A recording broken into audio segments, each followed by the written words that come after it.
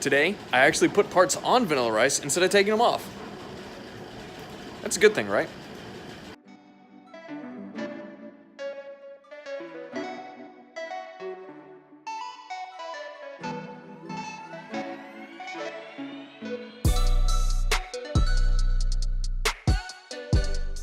Engine bay is looking just as disheveled as always, but honestly, we got a lot done.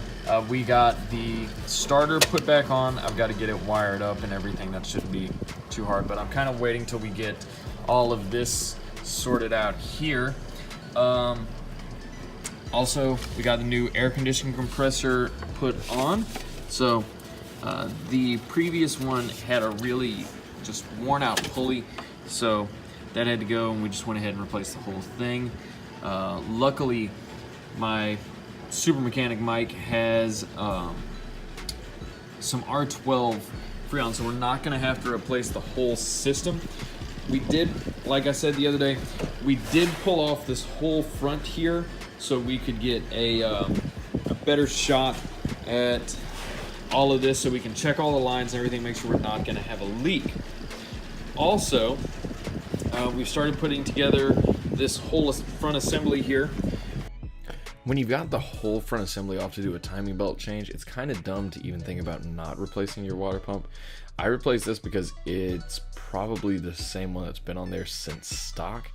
And what I did was I cleaned up the area around it with a die grinder. Then we used what's called Indian head gasket shellac on the water pump.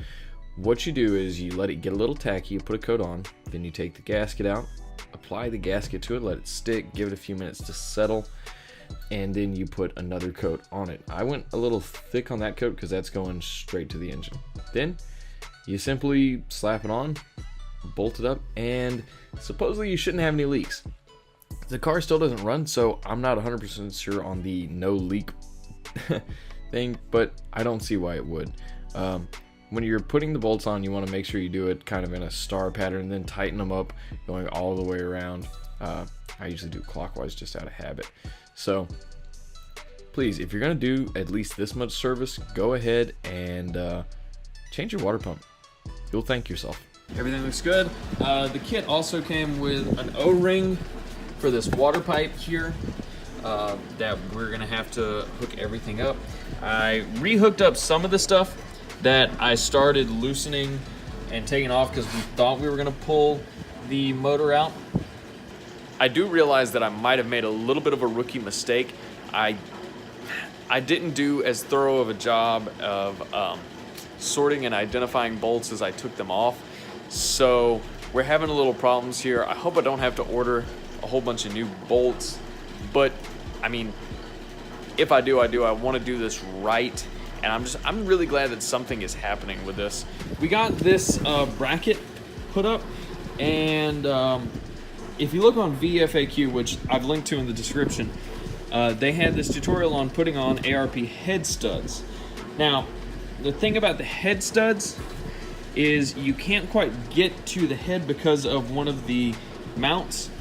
So what I did was took a angle grinder and cut off this little hood part right here to make it a little easier to get to. According to VFAC, that's not like a structural member at all.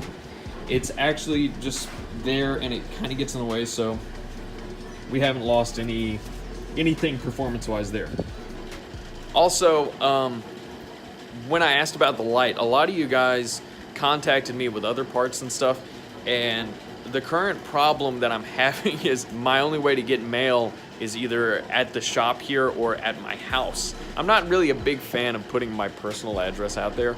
I'm considering getting a P.O. box. If you guys think that would be a cool addition to the channel, let me know in the comments. I'd love to get like just random stuff from y'all. Stickers, car related stuff and other things. If you guys think me getting a P.O. box for more car parts and all that other stuff would be cool, I'll get it this week and put the address somewhere in the description and tell you guys about it in the next video. So until next time, thank you guys for watching. Thank you guys for subscribing. I really appreciate all the support, and I'll see you soon.